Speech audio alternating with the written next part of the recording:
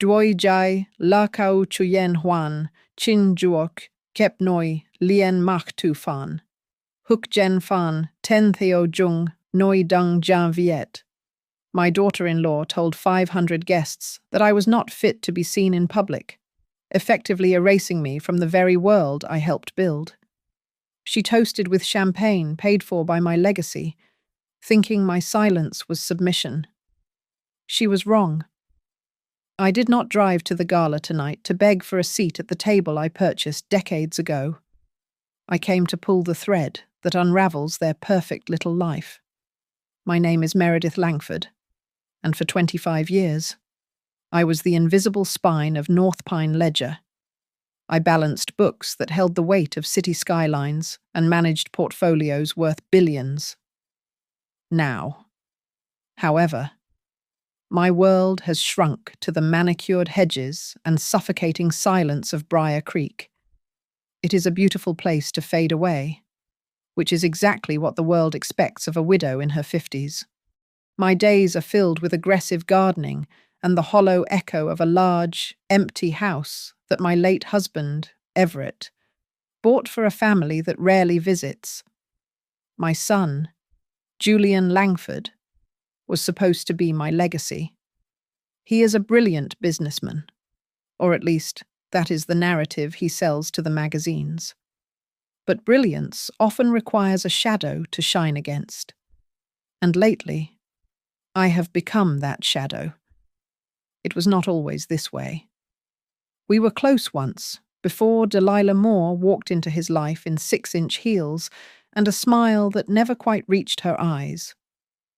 Delilah views people as assets or liabilities, and somewhere between my retirement and her ascent to socialite status, I was moved into the liability column.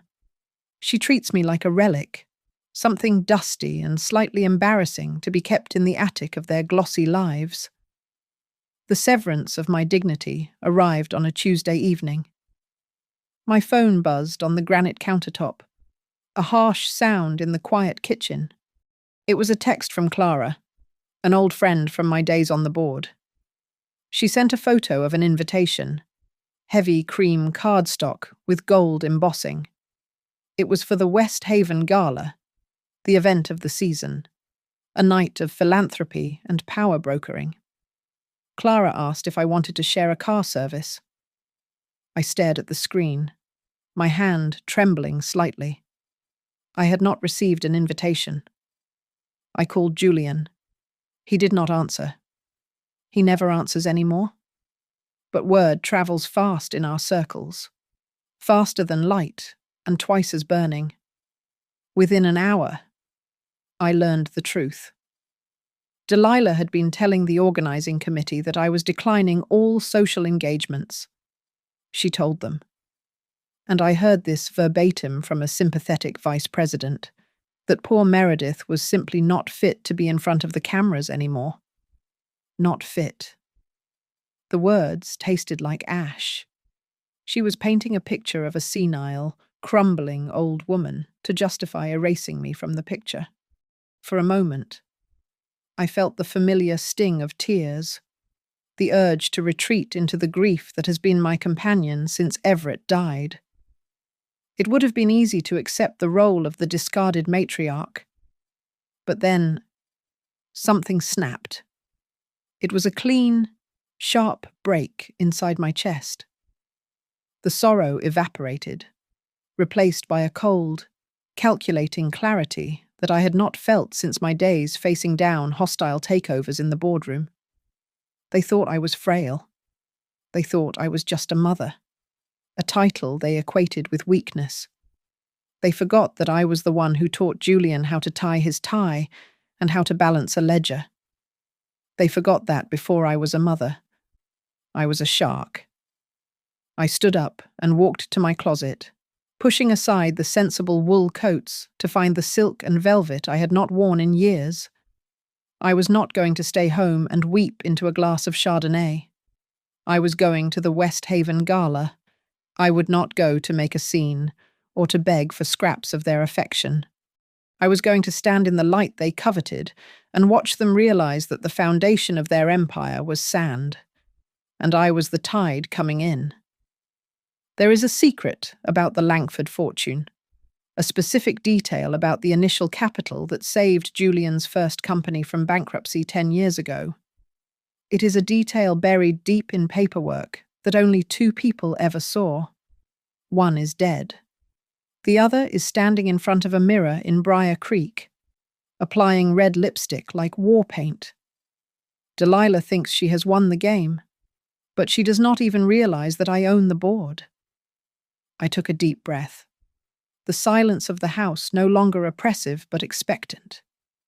Tonight, the silence ends. As the car navigates the winding roads leading out of Briar Creek, the silence of the back seat invites ghosts to sit beside me. My mind drifts back to a time before the silence, before the empty rooms. I see Julian at 6 years old, his knees stained with grass, running toward me with a handful of crushed dandelions. He looked at me then as if I were the sun itself, the center of his small, fragile universe. There was a warmth in his eyes that I foolishly thought was permanent, a bond forged in the quiet moments of bedtime stories and scraped elbows. I remember the weight of his small hand in mine, a grip that promised he would never let go. That grip loosened the moment he met Delilah. It was not a gradual drifting away, but a sudden, violent severance. I remember the first time he brought her home for dinner. She was beautiful, sharp, and polished, like a diamond that could cut glass. Julian stopped looking at me for approval and started looking at her for permission. I felt the shift in the air, a subtle displacement. It was the first time I felt like a guest in my own son's life, a piece of furniture that had suddenly gone out of style. My late husband, Everett, had warned me. On his deathbed, he made me promise to protect Julian, but he also gripped my hand and told me to protect myself. Everett knew that Julian had a soft heart that could be easily molded by stronger wills. I tried to honor that promise. When Julian was 24 years old, his first venture into real estate nearly collapsed. He had leveraged himself too thin, blinded by ambition and poor advice. He came to me in the middle of the night, pale and shaking, confessing that he was on the brink of bankruptcy. Without a word of judgment, I transferred $200,000 from my personal savings to cover his debts. I saved his reputation. I saved his future. I made the mistake of thinking this would cement our bond. Instead, it became the weapon Delilah used to sever it. When she discovered the transfer years later, she did not see a mother's love. She saw a leash. She convinced Julian that my financial support was a form of control, a way to keep him dependent. That was when the exclusion began. It started with small things, like forgetting to invite me to brunch, and escalated to holidays spent with her family while I sat alone with a turkey meant for 10 people. The breaking point was a Sunday afternoon 3 months ago. We were in my living room, and I had offered a simple piece of advice regarding a merger Julian was considering. Delilah snapped. She stood up, her face twisted in a sneer I will never forget, and told me that my time was over. She said that Julian needed a partner, not a matriarch, and that I should stick to gardening and leave the business to the adults. I looked at Julian, waiting for him to defend me, to remind her that it was my guidance that built the foundation they stood on. Instead, he looked at the floor and muttered that perhaps she was right. He viewed me as a burden, an outdated operating system that was slowing down his new, sleek life. He has no idea that the operating system still holds the administrative passwords. The pain of that afternoon was a physical blow, a dull ache in the center of my chest that made it hard to breathe for weeks. It is a specific kind of hell to be rejected by the person you birthed. But as I watch the city lights of West Haven appear on the horizon, that pain hardens into something useful. I am done being the victim in their narrative. I am done being the tragic widow who fades gracefully into the background. Julian and Delilah built their castle on a foundation of my generosity, and then they locked me outside the gate. They forgot that I am the one who holds the deed. Tonight, I am not going to knock on the door. I am going to take the house back. The transformation from grieving mother to forensic auditor took exactly one sleepless night. I sat at the heavy mahogany desk in my study, the same desk where I had once balanced the quarterly earnings for North Pine Ledger, and I began to dig. My son assumed that because I was retired, I had lost my ability to read the fine print. He was mistaken. I still had access to the back end of the family trust and, by extension, the shadow accounts of his company which I had helped structure years ago. It did not take long to find the irregularities.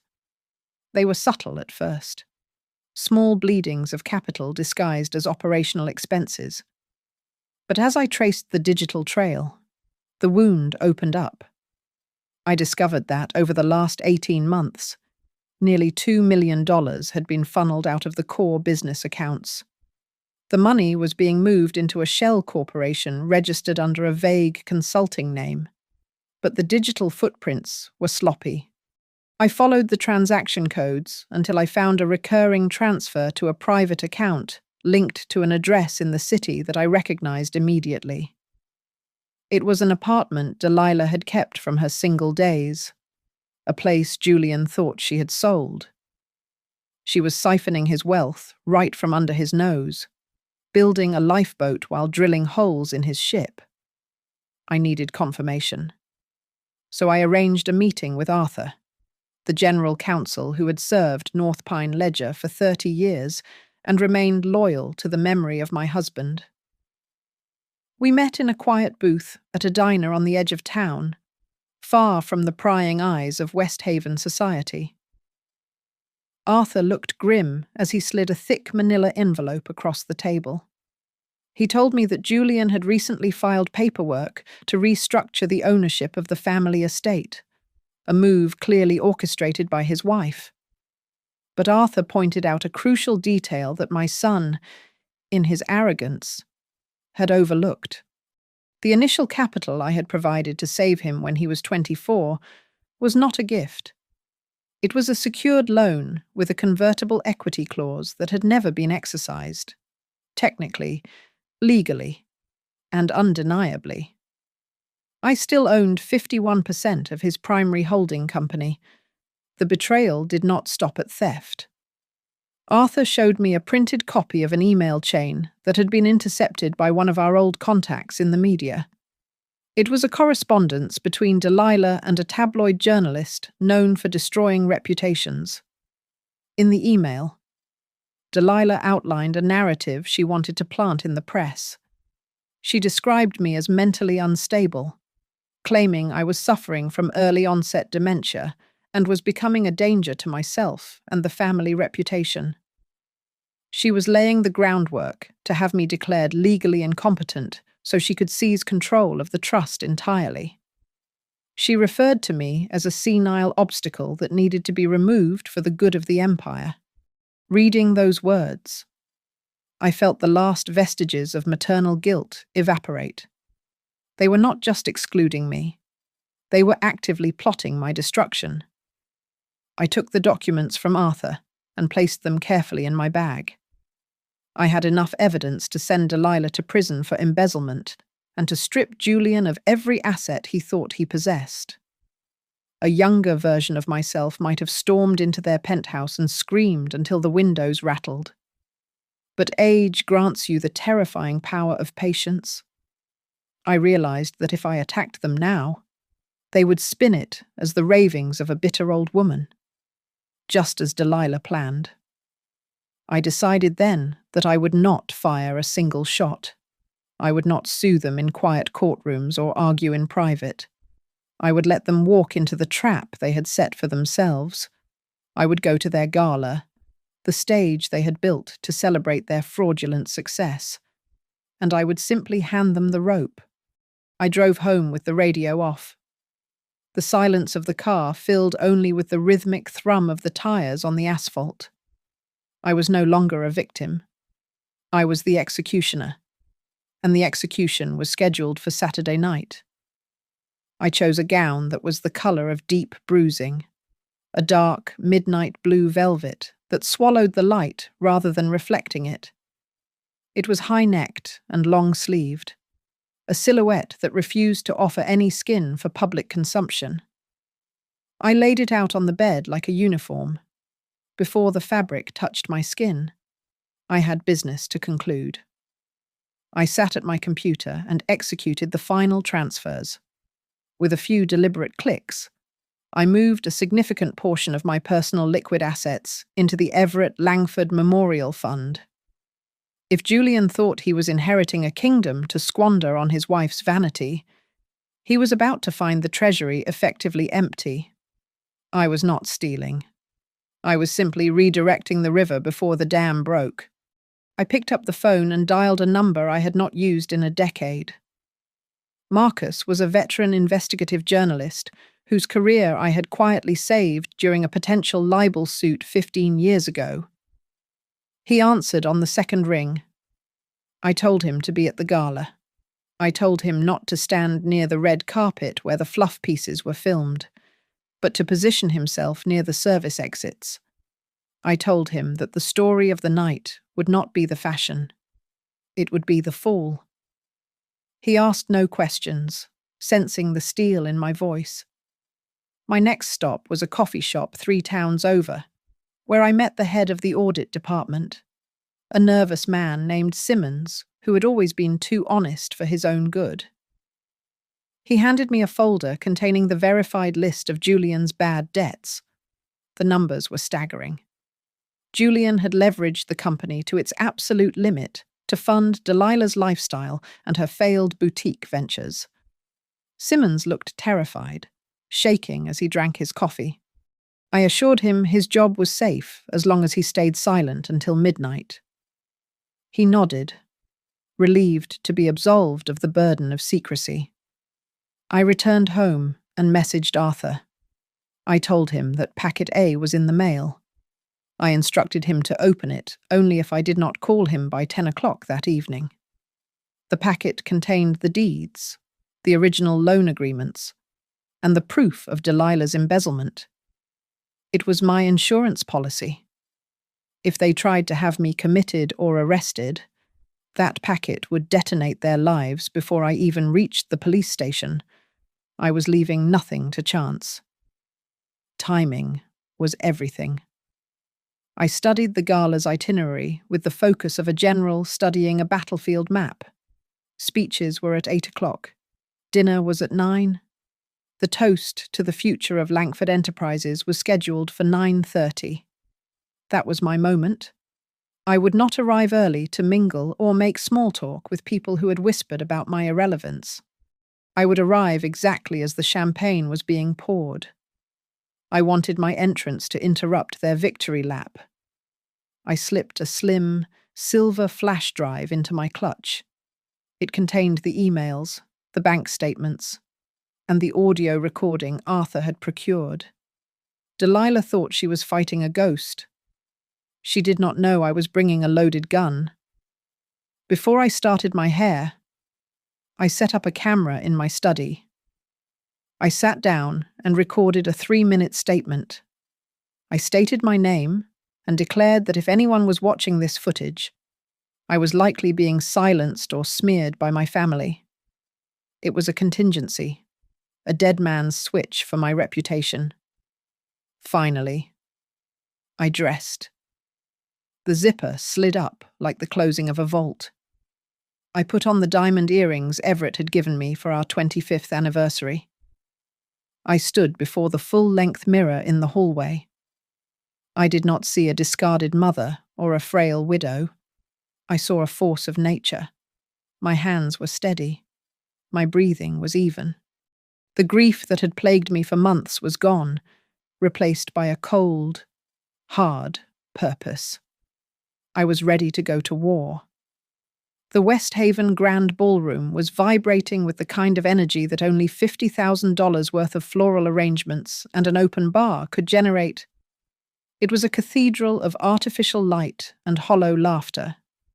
Crystal chandeliers the size of small cars hung from the ceiling, casting prisms over a sea of tuxedos and designer gowns. I stood in the shadowed alcove near the cloakroom, watching the entrance through the open double doors. I was a ghost, haunting her own funeral, waiting for the eulogy to end so the haunting could begin. Julian and Delilah arrived 20 minutes late, a calculated move to ensure maximum exposure. They stepped onto the red carpet like royalty, claiming a conquered kingdom. Julian looked handsome in his bespoke tuxedo, but there was a tightness around his eyes that the cameras missed. Delilah was a vision in shimmering silver, a dress that clung to her like a second skin. She worked the press line with the practiced ease of a predator, flashing a smile that was all teeth and ambition. As they paused for the main bank of photographers, I saw Delilah lean into my son. She did not know I was watching. She did not know anyone was reading her lips, but the way she curled her mouth was unmistakable. She whispered that life was finally easy now that they had thrown out the old trash. She was talking about me. I waited until the flashbulbs dimmed slightly, until the reporters were checking their displays, and then I stepped out of the shadows. I did not announce myself. I simply walked into the center of the doorway, the lights from the foyer catching the midnight blue velvet of my gown. I stood tall, my chin lifted, my hands clasped loosely in front of me. The reaction was not immediate, but it was contagious. A photographer near the front lowered his camera, frowned, and then nudged the woman next to him.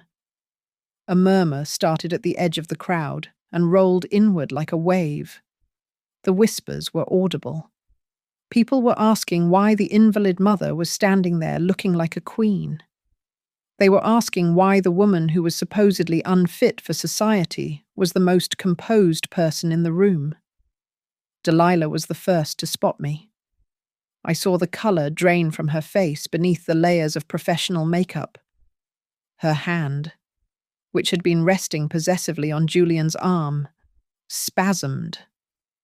For a second, the mask of the adoring wife slipped, revealing the panicked child underneath. She quickly recovered, forcing her frozen muscles into a smile that looked painful, terrified that a frown would ruin the photo op. Julian followed her gaze. When he saw me, he stopped breathing. His eyes darted from me to the cameras, his confusion evident. He tried to smile, but it came out as a grimace, a mix of guilt and fear that he could not hide. A journalist named Harper, a sharp woman who had covered the business sector for 10 years, narrowed her eyes. She looked from Julian's sweating forehead to my calm expression and smelled blood in the water. She signaled her cameraman to swing the lens away from the couple and toward me. The narrative was shifting in real time. The press could sense the tension radiating off the three of us. It was thick enough to choke on. I did not wave. I did not shout. I simply began to walk forward. The crowd parted for me instinctively, creating a wide aisle down the center of the red carpet. I moved with a slow, deliberate cadence, the heavy velvet of my dress brushing against the floor. I was a storm, moving without wind, a silent inevitability closing the distance between the lie they had told and the truth I was bringing.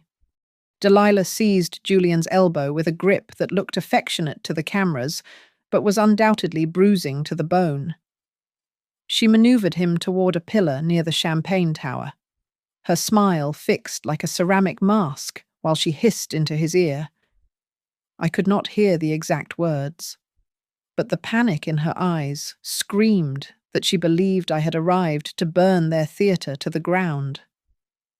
I approached them slowly, timing my steps to the rhythm of the string quartet playing in the background. When I was within earshot of the surrounding donors, Julian turned to me. He raised his voice just enough to be heard by the circle of investors nearby, adopting the tone of a weary caretaker dealing with a recalcitrant child. He asked why I had come when I knew I was not well, implying that my presence was a symptom of some tragic decline. He was trying to paint me as the erratic intruder in his perfectly curated life. I looked at him, then at Delilah, and finally at the faces watching us. I did not raise my voice. I spoke with the level, terrifying calm of a judge delivering a verdict. I told him that I was simply there to see how my investment was performing. The words hung in the air, heavy and unambiguous. Julian flinched as if I had slapped him. Delilah stiffened, her eyes darting around to see who had heard. A group of board members from a partner bank exchanged glances. They were men who understood the language of ownership, and my comment had struck a discordant note in Julian's narrative of self-made success. One of them, a man named Henderson, tilted his head, his curiosity piqued by the tension. Before Julian could formulate a defense, a reporter with a recording device stepped forward, sensing the fracture in the facade. She asked me directly how I felt about the company's new direction. Before I could answer, Delilah interjected, stepping in front of me. She laughed, a brittle, high-pitched sound, and told the reporter that while they loved me dearly, my grasp on current events had become slippery lately. She tapped her temple discreetly, a gesture meant to evoke pity and dismissal. I smiled at her. It was the smile of a wolf watching a lamb trip over its own feet. I asked her gently if my slippery grasp on reality included the unauthorized transfer of $300,000 from the operational fund to her private shell company last Thursday. The color drained from Delilah's face so fast, it looked like a physical illness. Her mouth opened and closed, but no sound came out. The reporter stopped writing and looked up, her eyes widening. Julian looked at his wife, shock warring with denial on his face. He was standing between the mother who held his secrets and the wife who was spending his future. And for the first time, he looked like he did not know which way to lean. I did not wait for an answer. I did not need one. I nodded politely to the reporter and walked past them toward the bar, leaving the question hanging in the air like toxic smoke. Behind me, the chatter did not resume its normal volume. It buzzed with a new, dangerous frequency. The story of the senile mother was dead. The story of the nervous fraud was just beginning. The destruction of an empire does not always sound like an explosion.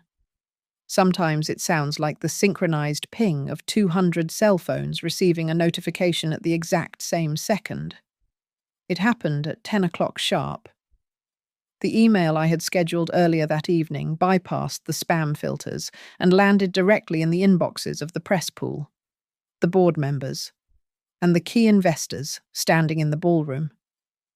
It was a simple document attached to an anonymous header, but the contents were lethal. It was the true balance sheet of Julian's company, highlighting the debt that had been carefully hidden under layers of creative accounting. The room shifted instantly. The polite hum of conversation was replaced by a low, frantic buzzing. I watched as a senior editor for the City Chronicle widened his eyes, scrolling through the PDF on his screen. He leaned over to his colleague and whispered loud enough for the nearby table to hear. He said that Julian Langford was not solvent. He said the company was over $5 million in debt. The number rippled through the crowd like a contagion. People who had been clamoring to shake Julian's hand 5 minutes ago were now taking a step back, checking their own portfolios. Then came the second blow, the one designed to shatter the personal facade. A link began to circulate, pushed through the same anonymous channel. It was the audio file. Somewhere near the bar, a guest played it without headphones, and the silence that followed was deafening. Delilah's voice cut through the air, crisp and undeniable. She was recorded laughing, calling me disgusting, and saying that I was a worthless piece of trash that needed to be flushed so they could finally enjoy the money. Delilah heard it. She froze, her hand halfway to a glass of champagne. She looked around the room, her eyes wide with terror, realizing that the voice mocking her mother-in-law was her own. A reporter from a gossip column held up his phone, asking her for a comment on the recording. That was when the dam broke. Delilah lunged at him, her composure disintegrating into a primal, ugly rage. She screamed at him to turn it off, her face twisted and red. A young influencer standing 3 feet away held her phone up, live streaming the entire meltdown. I watched as the viewer count on her screen climbed by the 1,000. The elegant hostess was gone, replaced by a desperate woman clawing at the truth. Julian was in the center of the room when the realization hit him. He saw the editor showing the financial report to Mr. Sterling, the venture capitalist who was supposed to anchor their next round of funding. Julian rushed over, his hands raised in a placating gesture. But Sterling cut him off. The older man did not shout. He simply buttoned his jacket and stated that he did not do business with frauds. He turned his back and walked toward the exit. Moments later, the chairman of the partner group that was set to sign the contract tonight approached Delilah. He looked at her with undisguised disdain and told her that the morality clause in their agreement had just been triggered. The deal was dead. Julian looked as if he was suffocating. He spun around, his eyes wild, searching the sea of faces for the source of the sabotage. He knew. Deep down, beneath the arrogance and the denial, he knew exactly who had the power to dismantle him this thoroughly. His gaze locked onto me. I was sitting alone at a high-top table near the balcony doors, a glass of Pinot Noir in my hand. I was not looking at my phone. I was not talking to the press. I was simply taking a sip of wine, looking bored, as if the chaos erupting around me was a play I had already seen and found wanting. I saw the vein in his neck pulse. He wanted to scream at me, to accuse me. But he was trapped. If he made a scene now, he would only confirm the madness. Delilah was sobbing near the orchestra pit, but the crowd had formed a perimeter around her, observing her ruin with the detached fascination of scientists watching a specimen under a microscope. Her social life ended not with a whimper, but with a viral video and a room full of people who suddenly remembered they had other places to be. The gala was still in full swing, but for my son and his wife, the lights had already gone out. Julian pushed through the circle of onlookers, his chest heaving as if he had just run a marathon. He slammed his hands onto the high-top table, rattling my wineglass. He demanded to know what was happening, his voice cracking with a mixture of fury and terror. I did not answer him with words. I simply reached into my clutch and withdrew a thick, cream-colored envelope. I did not shove it at him. I placed it on the table between us, calm and precise. He tore it open. Inside were the unredacted bank statements from the last 12 months. As he scanned the pages, I saw his eyes widen in disbelief. I leaned forward slightly and told him to look at the signature lines on the commercial loans. I told him to notice that there were 5 separate loans taken out against his personal credit line, totaling over $3 million, all authorized by a signature that looked like his, but was written by the woman standing 10 feet away. I watched the blood drain from his face as he realized that Delilah had not just spent his money. She had stolen his identity to leverage a future he could no longer afford. Before he could process the betrayal in his hands, the room shifted again. The main projection screen behind the stage, which had been displaying the logo of the charity, suddenly flickered.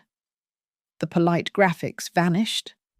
In their place, a video began to play. It was footage taken from inside a dressing room, likely recorded by a disgruntled personal assistant or a friend Delilah had discarded. The audio boomed through the ballroom speakers. Delilah was sitting in a chair, examining her nails, speaking to someone off camera. Her voice was clear and chillingly dismissive. She said that Julian was not a partner, but a manageable investment. She laughed and added that as long as she stroked his ego, he would sign anything she put in front of him. The silence in the ballroom was absolute. 500 people held their breath simultaneously. The image of the perfect power couple disintegrated in seconds.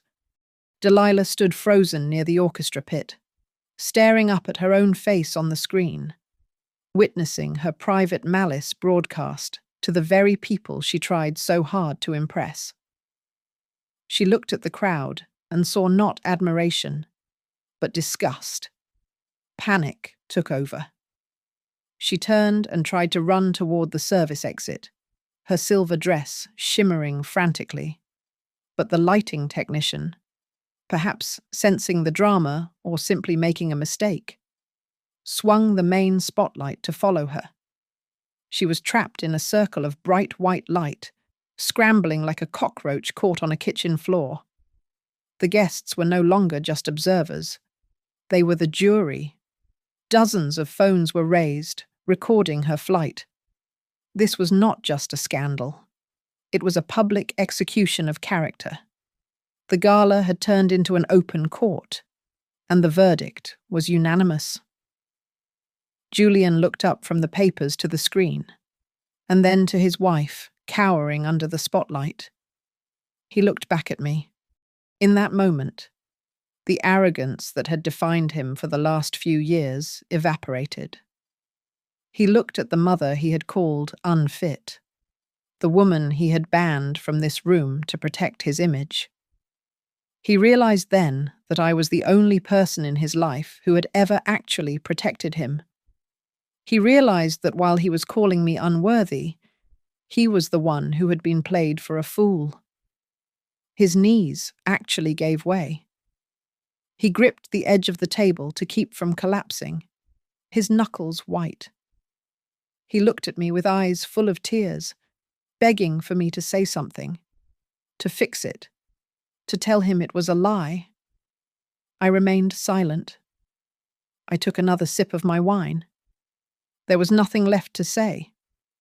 The truth was screaming loud enough for both of us.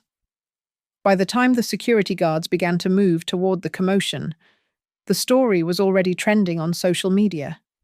The Langford family dynasty was not ending because of a mother's decline.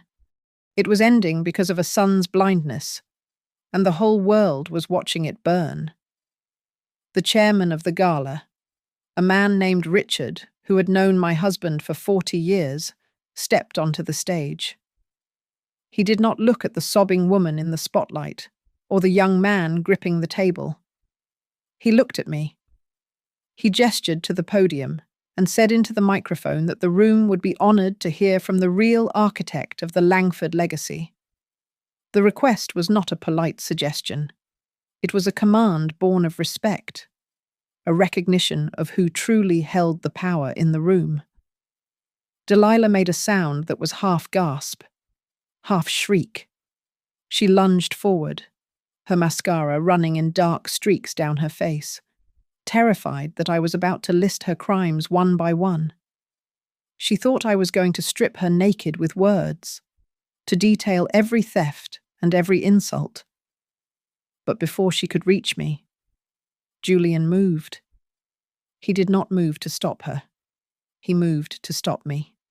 He threw himself in my path and, in a moment of absolute desperation, dropped to his knees in front of 500 witnesses. He grabbed my hand, his fingers cold and clammy. He whispered, begging me not to finish him. He pleaded for me to spare the family name, asking me to remember that he was my son. He looked up at me with wet, red eyes, asking me not to humiliate him in front of the entire city. I looked down at him. I saw the little boy who used to cry when he scraped his knee. But I also saw the man who had stood by silently while his wife called me worthless.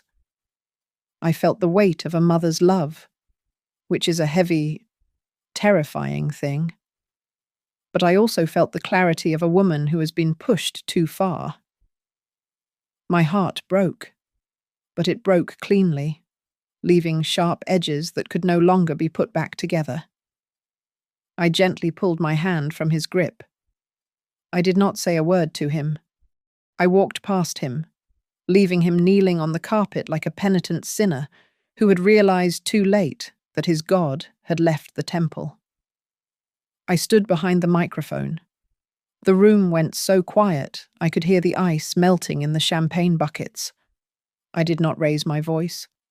I did not use profanity. I simply adjusted the stand and looked out at the crowd. I told them that for a long time, I had believed my purpose was to build an inheritance for the next generation. I told them I had been mistaken. I announced that as of 9 o'clock this morning, I had exercised my right as the majority shareholder to divest completely from Langford Enterprises. I had sold my 51% stake to a private equity firm known for restructuring and liquidating assets. A gasp went through the room, louder than the one before. Julian looked up, his face grey. He knew what that meant. He was no longer the CEO of a family empire. He was a minority employee of a conglomerate that would likely fire him by Monday morning. The fortune he had married Delilah to protect was gone. I continued. I stated that the proceeds from the sale, totaling $42 million, had already been transferred out of the family trust. I told them that the money was now the seed capital for the Everett Langford Foundation, a new charity dedicated to providing housing, legal aid, and dignity to elderly women who had been abandoned or exploited by their children. I looked directly at the camera streaming the event. I said that no woman who spent her life building a home should ever be told she is not fit to live in it. For a second, there was silence. Then, a single person started clapping. Then another. Within 10 seconds, the entire ballroom was on its feet. It was a thunderous, rolling wave of applause that washed over the stage. They were not cheering for a scandal. They were cheering for justice. Julian collapsed onto his side, curled up on the floor, defeated by the sheer magnitude of his loss. He realized in that moment that he had lost everything. He had no mother, no company, no fortune, and no dignity. Delilah began to scream, a shrill, incoherent sound of pure rage. 2 security guards in dark suits approached her. When she tried to strike one of them, they took her by the arms and escorted her out the side door, her silver heels dragging on the floor, kicking and screaming while the world applauded her exit. The valet stand was quiet when I walked out, the cool night air feeling like a balm against my heated skin. Julian was waiting for me by my car. He had discarded his tie, and his shirt was unbuttoned at the collar, revealing a frantic pulse in his neck. He did not try to stop me this time. He simply stood there, looking like a man who had watched his entire world incinerate in the span of 2 hours. He asked me, his voice barely a whisper, if there was any way to undo what I had done. He asked if I could give him one last chance to make it right. I looked at him and felt a profound, aching sadness. But I did not feel the urge to yield. I told him that love is not a negotiation. I explained that loving him did not mean I had to accept his disrespect or his wife's cruelty. I told him that I had not destroyed his life. I had simply turned on the lights, and he was terrified of what he saw in the room. I reached into my purse and pulled out a small, creased photograph. It was Julian at 7 years old, sitting in the backyard with a stray cat he had begged us to keep. In that picture, his eyes were kind. I pressed the photo into his hand. I told him that the man he had become had killed the boy in that picture. I told him that if he ever wanted to speak to me again, he needed to find that boy first. Julian looked down at the image, and his shoulders began to shake. He did not argue. He did not make excuses. He leaned against the side of my car and wept, finally accepting the weight of his own cowardice. He admitted that he had let Delilah steer him off a cliff because he was too weak to take the wheel. The fallout was swift and absolute. Delilah was arrested 3 days later. The district attorney did not care about her social standing. He cared about the $3 million she had fraudulently obtained using stolen identities.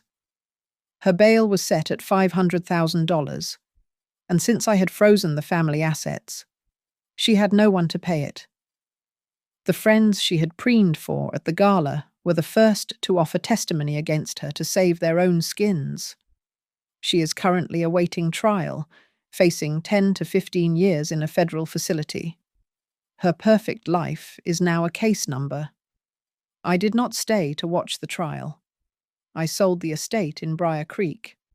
The house was too big for one person, and it held too many echoes of a life that no longer existed. I moved 300 miles away to a quiet coastal town where the ocean crashes against the rocks every morning. I bought a small cottage with a wraparound porch and a garden that needs tending. Julian is trying. He started therapy 2 weeks after the gala. He got a job as a junior logistics manager at a shipping firm. It is humble work, and he drives a used sedan, but he is doing it on his own. He is learning what it means to earn $1 rather than inherit one. Yesterday morning, a letter arrived in my mailbox. The handwriting was familiar. It was from Julian. It was 4 pages long. He did not ask for money. He did not ask for help with his legal bills. He simply apologized. He wrote that losing everything was the only way he could have found himself. I sat by the window, watching the tide come in, and I smiled. I have not called him yet. I am not ready to forgive, but for the first time in a long time, I am ready to hope. I walked out onto the beach, the sand cold beneath my feet. The wind caught my silver hair, blowing it back from my face. I took a deep breath of the salty air. I realized then that revenge is not about burning down the village. It is about building a fortress so strong that the fire can never touch you again. I am Meredith Langford, and I am finally free. Thank you so much for listening to my story. I would love to hear your thoughts. So please drop a comment down below and let me know where you are tuning in from today.